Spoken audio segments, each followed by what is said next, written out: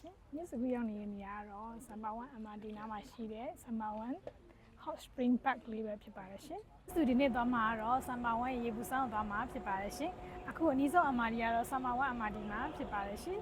။အဲ့ဆိုပြီးသွားလိုက်ပါဦးမယ်။ရှင်858စီးရပါဘောနော်ခုမြစ်စွာဒီကနေပြီးတော့ scan ဖတ်ပြီး Hello Ride နဲ့သွားမှာဖြစ်ပါတယ်။ကားစီးမယ်ဆိုလို့ရှိရင်တော့ကားကတော့4မှတ်တိုင်းစီးရမှာဖြစ်ပါတယ်ရှင်။ Okay ရဆိုရင်အခုမြစ်စွာကိုဒီစပိန်စီးမယ်ဆိုလို့ရှိရင်တော့9မိနစ်ပဲကြာပါလို့ရှင်။အခုမြစ်စွာသွားတဲ့တန်းတက်လေးသွားရင်ရောက်ပါတယ်။မြစ်စွာတို့ဒီလမ်းဆောင်လေးရောက်မယ်ဆိုလို့ရှိရင်မြစ်စွာတို့ပေပတ်ကိုပေးသွားပါမယ်ရှင်။မြစ်စွာတို့ဒီနေရာရောက်ပြီဆိုလို့ရှိရင်ညာဘက်လေးကိုအခုပြီးတော့တက်ဆက်သွားပါမယ်ရှင်။ခုလိုမျိုးစပိန်စီးလို့မယ်ဆိုလို့ရှိရင်မြစ်စွာတို့အခုလိုမျိုးစပိန်စီးသမားတွေလောက်ထားပဲဒီလိုပတ်ကော်နတာအနေရောင်လမ်းလေးကစီးမယ်ဆိုရင်ကိုတက်ပို့ပြီးတော့ safety လည်းဖြစ်ပါတယ်ရှင်။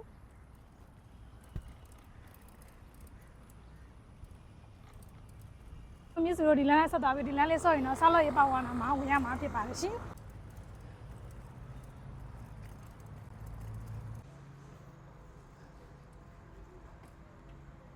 ခုဆိုရင်မြစ်စွာတို့ Summer 1 Hot Spring Park ကိုရောက်ပါပြီရှင်။သူတို့ဝင်ပေါက်ဝါနဲ့မနီးမနာမှာပဲစပိန် parking လေးရှိရပါတော့။အဲဆိုရင်မြစ်စွာဒီနားလေးမှာ parking ထိုးလိုက်ပါမယ်။မြစ်စွာစပိန်ဆိုလို့ရှိရင်သူရဲ့ parking ဒီ QR code ရှိတဲ့နေရာမှာပဲရက်လို့ရတယ်ပေါ့နော်။ကိုမြစ်စွာရက်ပြီးရနဲ့ဖုန်းထဲက software ထဲကိုပြန်သွားပါမယ်။ Okay မြစ်စွာ software ထဲမှာ entry လေးနှိပ်လိုက်ပါမယ်ရှင်။ဒါဆို log လုပ်နေပြီပြီးရင်မြစ်စွာဒီဟာ QR လေးကို scan ဖတ်မယ်ပါနော် parking လေးကိုဒါပြီးပါပြီဒါဆိုရင်မြစ်စွာ parking scan ဖတ်ပါမယ်ဆိုရင်မြစ်စွာ payment လုပ်ပါမယ်ရှင်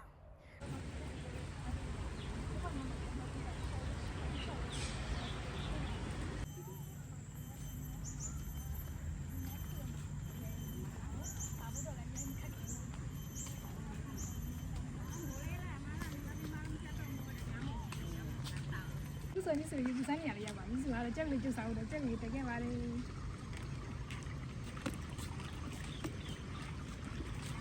့ဒါဒီကျုပ်ကျုပ်နေရာလေးပါနော်ဟိုဘက်ချမ်းမှာတော့မြစ်စုလို့ဒီစမ်းစိတ်နေရာလေးဖြစ်ပါတယ်အဲ့ဒါလို့ကျမြစ်စုလို့ဒီထဲမှာထည့်ပြီးရှင်းခဏခဏပါမယ်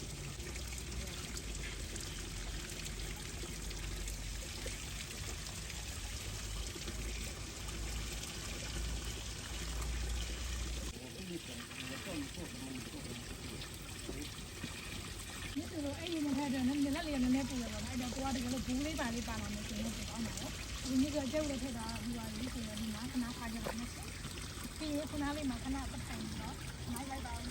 အားလုံးပဲမင်္ဂလာပါရှင်မြစ်စကူရောက်နေတဲ့နေရာကတော့ Summer 1 MRT နားမှာရှိတဲ့ Summer 1 Hot Spring Park လေးပဲဖြစ်ပါတယ်ရှင်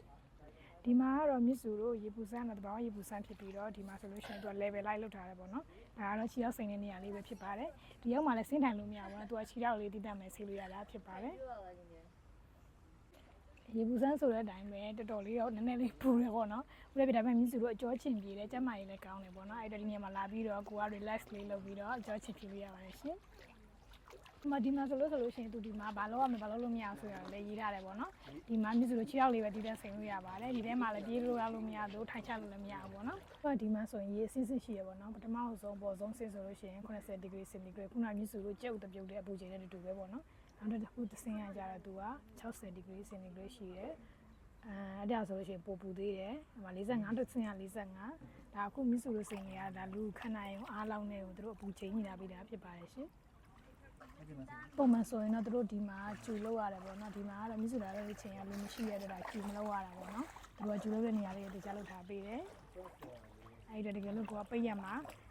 ကြောချီနေပြည့်ချင်နေဆိုရင်လည်းမလာပြီးတော့စိန်လို့ရပါတယ်ရှင်